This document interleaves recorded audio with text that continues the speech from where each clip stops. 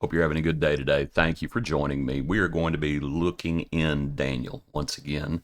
Today's hymn is the hymn Jesus Calls Us. Jesus calls us o'er the tumult of our life's wild restless sea. Day by day his sweet voice soundeth, saying, Christian, follow me. Look at the other verses of this short hymn. Jesus calls us from the worship. And as we read these, understand we're going to be thinking about Daniel interpreting the dream today, interpreting Nebuchadnezzar's dream. Jesus calls us from the worship of the vain world's golden store, from each idol that would keep us saying, Christian, love me more. In our joys and in our sorrows, days of toil and hours of ease, still he calls in cares and pleasures, Christian, love me more than these. Jesus calls us by thy mercies. Savior, make us hear thy call. Give our hearts to thine obedience, serve and love thee best of all. Jesus calls us o'er the tumult. We're going to begin this morning in Daniel, in Daniel chapter 2, verse 1. Now in the second year of Nebuchadnezzar's reign, Nebuchadnezzar had dreams, and his spirit was so troubled that his sleep left him. And I thought we would just begin there and make the point that it is not within man to direct his own steps. Here Nebuchadnezzar is, and he has had a dream. That dream is troubling him. And if you know what's coming, you know just how much it's troubling him. And it's quite the vision, isn't it? Hopefully you're familiar with the account, as he has the dream of the image and all of the different ways that the image was built and things like that. But it is not within man to direct his own steps. It's simply not. There is a higher power. There is a higher authority. And the Lord calls us. The Lord calls us, or the tumult, or the things this world offers. The Lord calls us. Nebuchadnezzar, when it's all said and done, I think Nebuchadnezzar is a fascinating figure, because the account of his life, what we have written, ends with him becoming like a wild beast, but then coming back, repenting, and giving God the glory. And so it's somewhat of a happy ending. He turns to the Lord as he learns that God reigns in the kingdoms of men. And so he learns it's not within himself. So that's our first point. Our second point, and let's read on. Verse 2, Then the king gave the command to call the magicians, the astrologers, the sorcerers, the Chaldeans, to tell the king his dream. So they came and stood before the king. And the king said to them, I have had a dream, and my spirit is anxious to know the dream. Then the Chaldeans spoke to the king in Aramaic, O king, live forever. Tell your servants the dream, and we will give the interpretation. The king answered and said to the Chaldeans, My decision is firm. If you do not make known the dream to me and its interpretation, you shall be cut in pieces, and your houses shall be made an ash heap.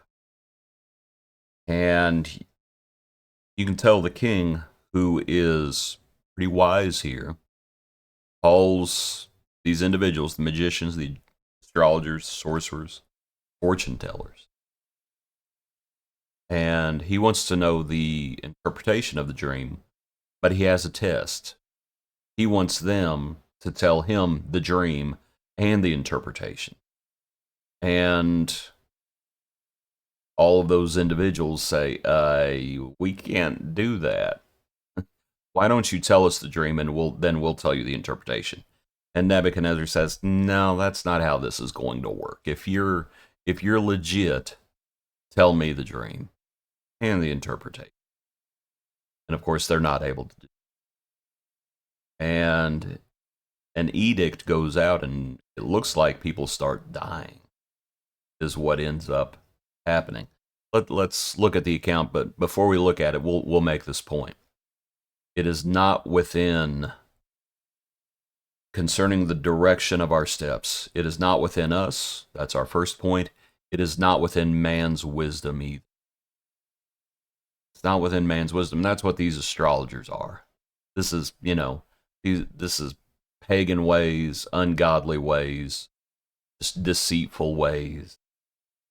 Man's wisdom, well, we'll figure it out.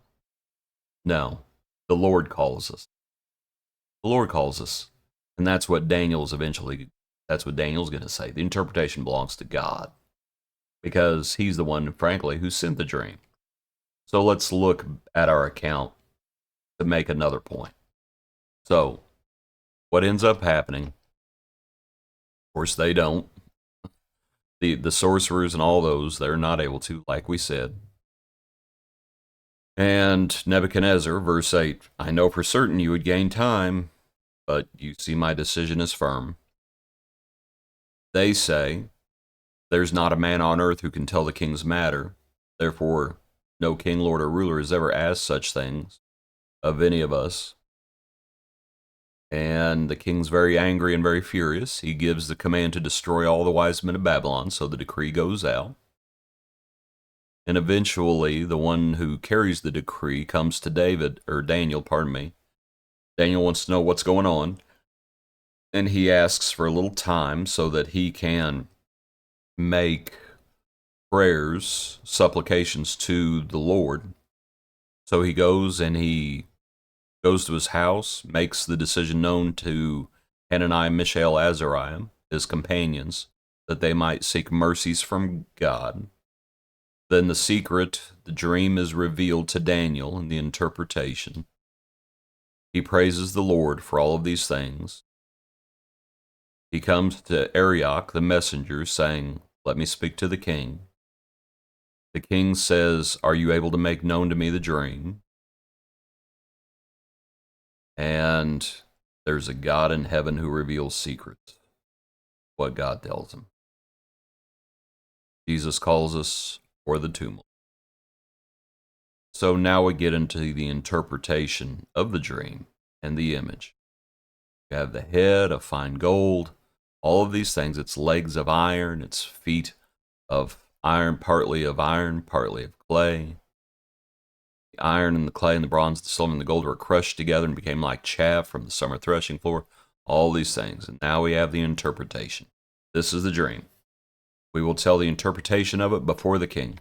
You, O king, are a king of kings, for the God of heavens has given you a kingdom, power, strength, and glory. Wherever the children of men dwell, or the beasts of the field and the birds of heaven, he has given them into your hand. Made you ruler over them all. You are this head of gold. But after you shall arise another kingdom inferior to yours. Then another, third kingdom of bronze, which shall rule over all the earth. And the fourth kingdom shall be as strong as iron, inasmuch as iron breaks in pieces and shatters everything. Like iron that crushes, that kingdom will break in pieces, crush all the others.